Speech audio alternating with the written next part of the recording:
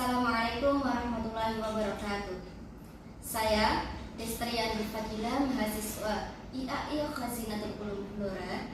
Dalam kesempatan ini akan memberikan sebuah video mengenai dua akhlak tercela yang harus kita jauhi dalam kehidupan sehari-hari.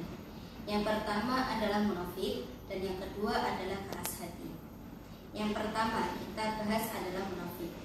Dalam Al-Quran mengemukakan tiga tipologi umat manusia.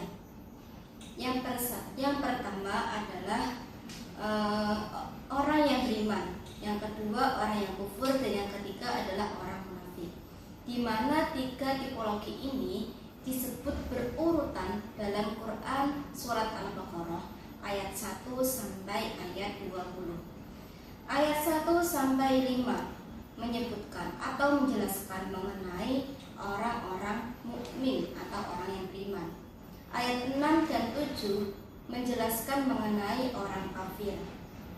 Dan ayat 8 sampai ayat 20 membicarakan mengenai orang munafik. Dari ketiga kategori ini, kategori orang munafiklah yang sangat sulit untuk dikenali. Mengapa demikian? Karena sifat dari orang munafik ini adalah menipu. Mereka menipu Allah Subhanahu wa taala dan juga orang-orang yang beriman dengan cara menampakkan keimanannya kepada Allah Subhanahu wa taala dan orang-orang mukmin melalui ucapan-ucapan bohongnya agar mereka selamat dari pembunuhan, perampasan, dan penyiksaan di dunia. Perilaku munafik dalam Islam merupakan salah satu perbuatan yang tercela yang dapat mencelakai orang lain dan sangat dibenci oleh Allah Subhanahu wa taala. Ciri-ciri orang munafik dalam suatu hadis yang diriwayatkan oleh Abu Hurairah radhiyallahu anhu yaitu ayatul munafiqi thalathun idza hadatsa kadzaba wa idza wa'ada akhlafa wa idza tumina khana. Muttafaqun alaih. Ayatul munafiqi thalathun. Tanda-tanda dari orang munafik itu ada tiga. Idza haddatsa kadzaba. Apabila dia berkata, dia berbohong. Wa idza wa'ada akhlafa. Dan apabila dia bersumpah, berjanji, dia mengkhianati. Wa idza tumina khana. Dan apabila dia dipercaya, dia mengkhianati. Kita bahas satu persatu. Idza haddatsa yang pertama. Idza haddatsa kadzaba. Apabila dia berbohong. Apabila dia berucap, dia berbohong. Tentunya dalam hal ini berbohong yang dilakukan adalah bohong yang dapat merugikan orang lain, meskipun sifatnya adalah candaan. Nah, berbohongnya seperti ini dikategorikan sebagai berbohong yang hukumnya adalah haram. Yang kedua, wa idza wa'ada akhlafa. Apabila dia berjanji, dia mengingkarinya. Sangatlah penting bagi seorang mukmin untuk menjaga lisannya apabila dia sedang mengucap kata janji. Janganlah mengucap kata janji apabila kita tahu kita tidak dapat untuk menepatinya, karena janji sama dengan hutang yang harus kita bayar atau sumpah yang tidak boleh kita langgar. Ciri yang ketiga, wa idza tumina khana. Dan apabila dia dipercaya, dia mengkhianati. Orang yang berkhianat berarti perbuatannya dan ucapannya tidak dapat dipercaya. Dalam Al-Quran banyak dijumpai ayat-ayat yang memuat kata al-munafik dan kata nifaq, di mana dua kata ini, al-munafik dan kata nifaq, disamadengankan dengan kata munafik. Menurut pandangan para ulama, ada beberapa karakteristik dari orang munafik di dalam Al-Quran. Yang pertama, pembohong. Orang munafik disebut pembohong karena kebenarannya tidak dapat diyakini. Hatinya tidak sesuai dengan apa yang diucapkan. Yang kedua, menjadikan sumpah kebohongannya sebagai tameng. Hal ini sebagaimana pada zaman Rasulullah SAW. Mereka, orang-orang munafik, menjadikan sumpah yang palsu dan bohong sebagai tameng untuk menjaga jiwa dan harta mereka, sehingga mereka tidak dibunuh oleh orang-orang kafir. Dan saat orang-orang mukmin mendapatkan kemenangan dalam berperang, mereka mendapatkan harta rampasan perang atau ghanimah. Yang ketiga, menghalangi jalan Allah Subhanahu wa taala. Orang munafik berupaya sekuat tenaga untuk menghalangi manusia masuk agama Islam. Yang keempat, jelek amalnya. Seseorang yang jelek amalnya akan mengotori iman dan dirinya karena menampakkan sesuatu yang berbeda dengan hati kecilnya. Yang seterusnya adalah jelek hati. Yang tadi jelek amal, yang ini jelek hatinya. Iman seseorang dapat berubah-ubah karena jeleknya hati dan keinginan jiwanya. Hatinya dipaksa tidak menerima hidayah dan kebaikan tidak sampai kepadanya. Karakteristik yang selanjutnya adalah tampilan menarik tetapi hatinya rusak. Na'udzubillah. Fisik dan tampilan tubuhnya jika dipandang orang lain akan menjadi kaget dan tertarik. Namun jika dilihat batinnya, ia rusak seperti baju atau kayu yang keropos. Bagus di luar, namun buruk di dalam. Yang selanjutnya, manis perkataan, tapi buruk hatinya.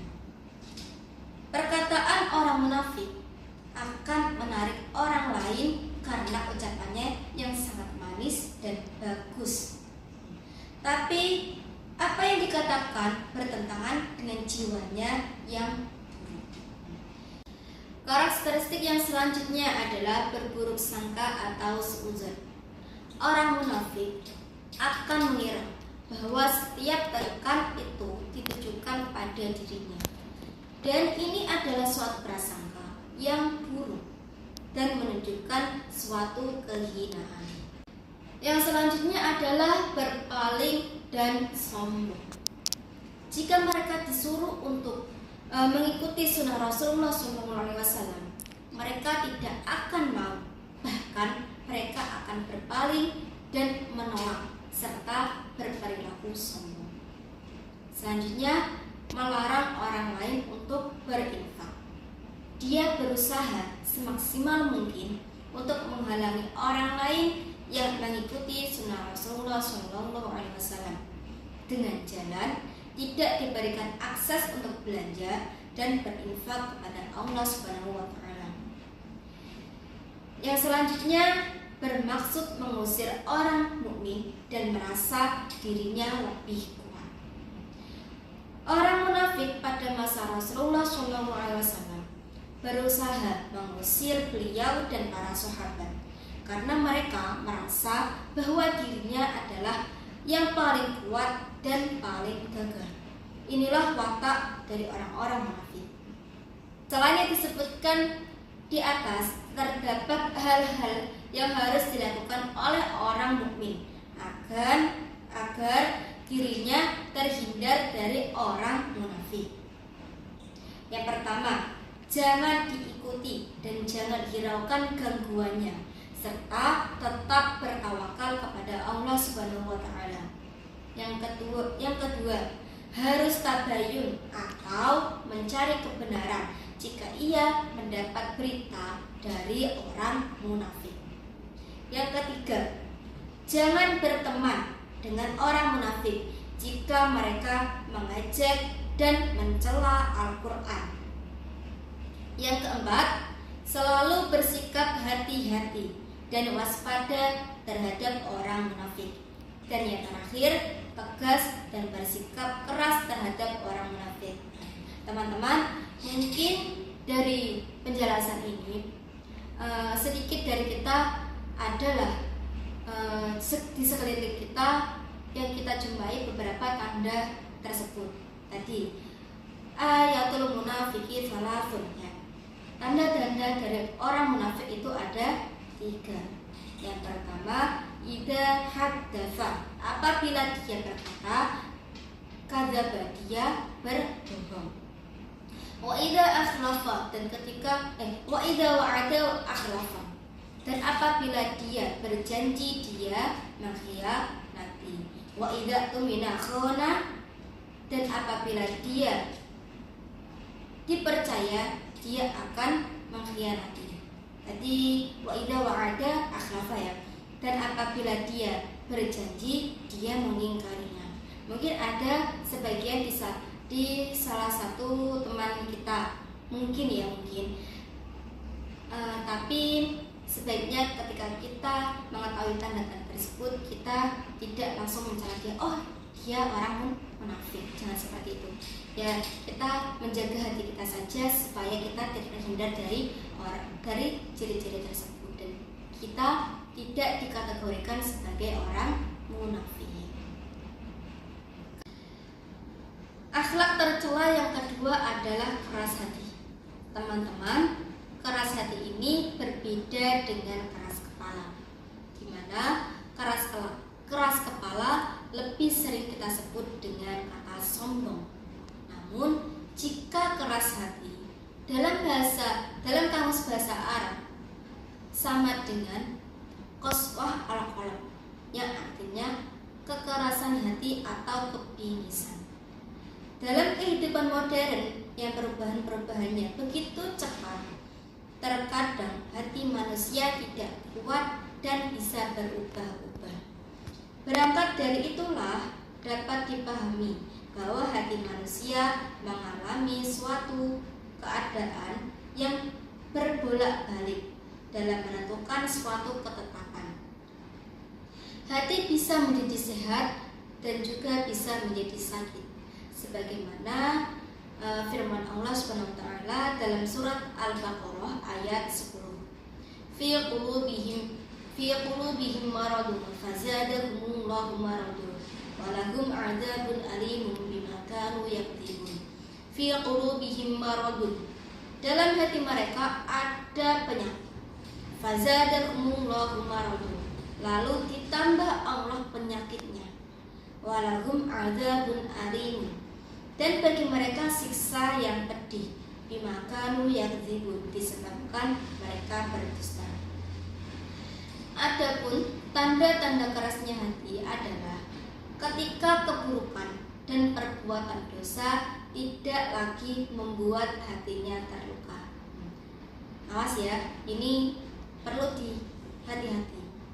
Tadi, ketika suatu keburukan atau perbuatan dosa tidak lagi membuat hatinya terluka. Begitu pula ketika kebodohannya dan ketidaktahuannya tentang akidah dan ketidakyakinannya yang rusak tidak lagi melukai hatinya. Berarti ketika dia tidak sadar bahwa hatinya itu sudah rusak, atau ketika dia tidak sadar atau ketika dia tidak terluka, tidak merasa resah bahwa perbuatannya itu adalah perbuatan yang tidak terpuji, maka sungguh hati yang hidup dan sehat akan mampu merasakan sayatan luka keburukan dan menimpa dirinya, dan dapat merasakan goresan luka yang disebabkan kebodohannya terhadap agama. Nah, berarti si keras hati ini, orang yang mempunyai hati yang keras itu, ketika dia melakukan suatu keburukan yang dinilai buruk menurut agama, maka hatinya itu merasa biasa-biasa saja. Yang selanjutnya hati yang keras. Macam-macam hati terlebih dahulu. Ibnu Qayyim al-Jauzi mengatakan bahwa hati itu mempunyai dua ciri, yaitu hati yang hidup dan hati yang mati. Atas dasar ini, hati dibedakan menjadi tiga. Yang pertama adalah qalbun salim, yang kedua mayyit al-qalb, dan yang ketiga marid al-qalb. Yang pertama, qalbun salim atau biasa kita sebut dengan hati yang sehat. Hati yang sehat adalah hati yang mengetahui bahwa Allah Subhanahu wa taala adalah benar. Hari kiamat itu pasti, dan Allah Subhanahu wa taala akan membangkitkan siapa saja yang ada dalam kuburan. Qalbun salim atau hati yang sehat adalah qalbu atau hati yang bersyahadah atau bersaksi bahwa tidak ada Tuhan yang berhak disembah kecuali Allah Subhanahu wa taala. Yang kedua, mayyit al-qalb atau hati yang mati. Hati yang mati adalah hati yang tidak mengenal Tuhannya, tidak menyembahnya, dan tidak melaksanakan perintahnya, tidak mencintainya, dan tidak mendapat ridhonya. Hati tersebut berdiri di antara syahwat dan kelezatannya. Na'udzubillah. Kendati di dalamnya terdapat luka dan marahnya. Hawa nafsu merupakan pemimpinnya dan syahwat adalah panglimanya. Ini perumpamaannya. Terus kebodohan adalah pengemudinya dan lalai merupakan kendaraannya. Hati yang mati ini tidak mengetahui Tuhannya. Jika dia tidak mengetahui Tuhannya, maka otomatis dia juga tidak menyembahnya atau beribadah kepadanya. Dan dia merasa masa bodoh bila mendapat kemenangan lantaran syahwat dan nasib keberuntungannya. Berarti dia jika dia mendapatkan keberuntungan, maka itu seolah-olah karena usahanya. Ia tidak peduli apakah Allah Subhanahu wa taala akan ridho atau murka terhadap perbuatannya. Yang ketiga, marid al-qalb atau hati yang sakit. Yang ketiga adalah marid al-qalb atau hati yang sakit. Hati yang sakit adalah hati yang hidup tetapi dia ada penyakit. Nah, hati ini ketika dia mendapatkan kemenangan, maka ia terdapat kecintaan kepada Allah, keimanan, keikhlasan, tawakal kepada Allah Subhanahu wa taala. Namun di dalamnya juga ada kecintaan kepada nafsu, keinginan dan usaha untuk mendapatkannya. Rasa dengki, kecintaan berkuasa. Yang selanjutnya adalah mengenai tanda-tanda dari mulai mengerasnya hati. Perlu kita waspadai, tanda-tanda ini seringkali secara tidak sadar sudah ada dalam diri kita. Yang pertama, bermalas-malasan dalam mengerjakan suatu kebaikan dan ketaatan kepada Allah, serta meremehkan suatu kemaksiatan. Yang kedua, tidak terpengaruh hatinya ketika mendengar ayat-ayat Al-Quran. Berbeda dengan kaum muslim atau kaum mukmin zaman dahulu, hati mereka akan bergetar jika dibacakan ayat-ayat Al-Quran. Yang ketiga,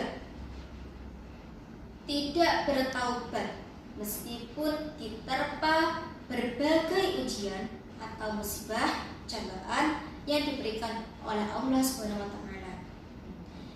Yang selanjutnya mengenai sebab-sebab kerasnya hati. Kalau tadi tanda-tanda, ini adalah sebab. Mengapa sih hati kita keras? Nah, ini sebabnya. Yang pertama, kemusyrikan, kekufuran, dan kemunafikan. Ini masih berkaitan dengan akhlak tercela yang tadi, yaitu munafik. Inilah sebab yang paling besar yang dapat menutupi hati kita dan dari menerima kebenaran Allah Subhanahu wa taala. Yang kedua, melanggar perjanjian yang dibuat kepada Allah Subhanahu wa taala. Sama dengan tadi munafik. Wa idza wa'ada akhlafa. Yang ketiga, tertawa berlebihan. Nah, mungkin kita tidak sadar ya, kita ide saja ketika kita bersenda-gurau dengan teman atau dengan siapapun. Tapi ketika kita tertawa berlebihan, itu adalah salah satu sebab dari kerasnya hati. Yang selanjutnya, banyak berbicara dan banyak makan. Mungkin ya tidak sadar dari kita juga. Tapi perlu kita waspadai. Ini kan kita sudah tahu ya, sebab-sebab dari kerasnya hati. Maka setelah ini perlu kita waspadai untuk menghindari beberapa hal tersebut. Mungkin bisa mengurangi porsi makan atau ketika kita berbicara. Yang selanjutnya adalah banyak melakukan dosa. Wah, ini banyak sekali dosa yang kita lakukan tetapi kita tidak merasakannya. Yang selanjutnya adalah lalai dalam ketaatan. Untuk pembahasannya selanjutnya adalah obat dari hati yang sudah keras. Yang pertama, beriman kepada Allah Subhanahu wa taala dan selalu meningkatkan keimanan. Yang kedua, selalu mengingat Allah Subhanahu wa taala baik dengan berzikir atau membaca Al-Qur'an. Yang ketiga, belajar ilmu agama. Yang keempat, berlindung kepada Allah Subhanahu wa taala dari hati yang tidak khusyuk melalui doa.